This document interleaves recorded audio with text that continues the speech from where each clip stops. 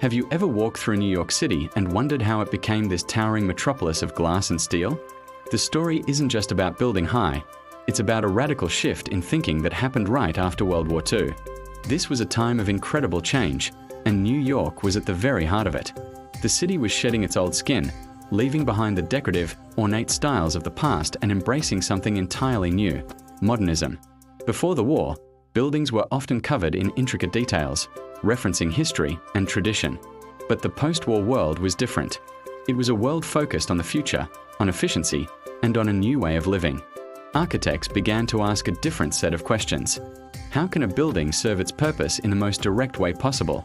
How can we use new materials to create spaces that are open, full of light, and truly modern? This wasn't just a trend, it was a revolution. Ornament was out. Clean lines, simple forms, and honest materials were in. Architects like Mies van der Rohe and Philip Johnson became the new visionaries. They championed a style that was minimalist, rational, and, to many, breathtakingly beautiful in its simplicity. They believed that form should follow function, and that a building's design should express its structure and purpose without any extra fluff. And there's South no better place to see this philosophy in action than the iconic Seagram building on Park Avenue. Completed in 1958, this skyscraper is the poster child for post-war modernism. Just look at it. A sleek, bronze and glass tower rising straight from the ground. Its dark, reflective facade is elegant and understated.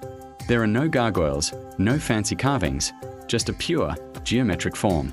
The Seagram building wasn't just an office building, it was a statement. It represented a new kind of corporate identity: powerful, professional, global, and forward-looking. Companies wanted to project an image of modernity, and this was the architectural language they used to do it. The building even set a new standard for urban design by creating a public plaza in front, giving a little breathing room back to the bustling city street. But this architectural revolution didn't happen in a vacuum. The entire city was undergoing a massive, and often brutal, transformation. This was the era of the master builder, Robert Moses. His name is synonymous with the large-scale urban renewal projects that completely reshaped New York. Moses wasn't an architect, but his vision for the city had a more profound impact on its physical form than almost any single designer. He saw a city choked by traffic and in need of modernization. His solution? A sprawling network of highways, expressways, and bridges. The Triborough Bridge, the Cross Bronx Expressway, the Brooklyn-Queens Expressway. These colossal feats of engineering were designed to connect the boroughs, facilitate commerce, and move people and goods faster than ever before. For the first time, the automobile was truly king in New York City, and the infrastructure was built to serve it. Moses was a force of nature, pushing through projects with relentless determination. His vision was all about grand scale and efficiency. However, this relentless drive for progress came at a tremendous human cost. The path of a new highway often cut directly through vibrant, established neighborhoods. Entire communities, often working class and minority populations, were displaced. Blocks of historic brownstones and tenements were bulldozed to make way for concrete and asphalt. Think about the South Bronx or parts of Brooklyn. Neighborhoods were literally torn in half, their social fabric ripped apart. This sparked a huge debate that continues to this day. What is the role of urban planning? Who gets to decide what progress looks like? And who pays the price for it? The clash between Moses's top-down, large-scale approach and the needs of individual communities became a central conflict of the era. Activists like Jane Jacobs rose to challenge this way of thinking, arguing for a more human-centered approach to city life, one that valued existing neighborhoods, walkability, and community. Another key feature of this period was the rise of massive public housing projects. Towers in the park, they were called. Inspired by modernist ideals from Europe, the idea was to clear old, crowded slums and replace them with tall, clean, modern apartment buildings set in open, green spaces. On paper, it sounded like a utopian dream: provide clean, safe, and affordable housing for thousands of New Yorkers. Projects like the Stuyvesant Town Peter Cooper Village on the east side of Manhattan were built on this model.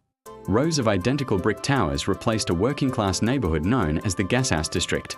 The goal was to create orderly, efficient living spaces. But what did they lose in the process? Critics pointed out that these superblocks often lacked the vibrant street life, local shops, and community spaces that made traditional neighborhoods feel alive. They could feel isolating and sterile, a far cry from the messy, organic energy of the city streets they replaced. The legacy of these projects is incredibly complex.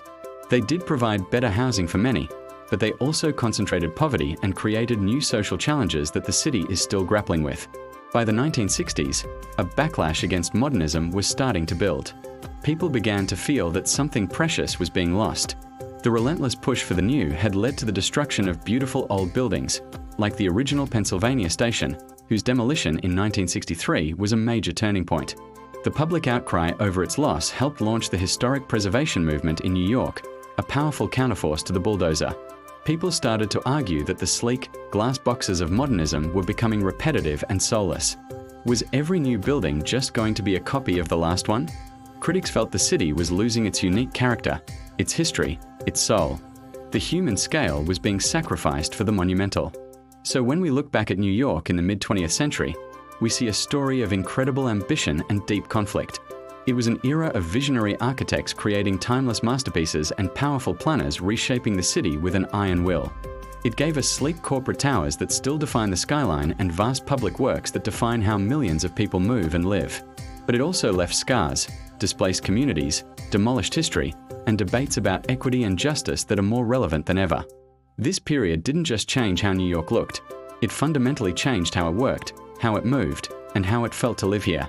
The legacy of post-war modernism is all around us, in the elegant lines of a skyscraper, the concrete path of an expressway, and the ongoing conversation about what kind of city New York wants to be. It's a complex, challenging, and endlessly fascinating chapter in the story of the greatest city in the world. Thanks for watching. If you found this journey through New York's past interesting, don't forget to like, subscribe, and hit that notification bell for more stories about the cities we live in. See you next time.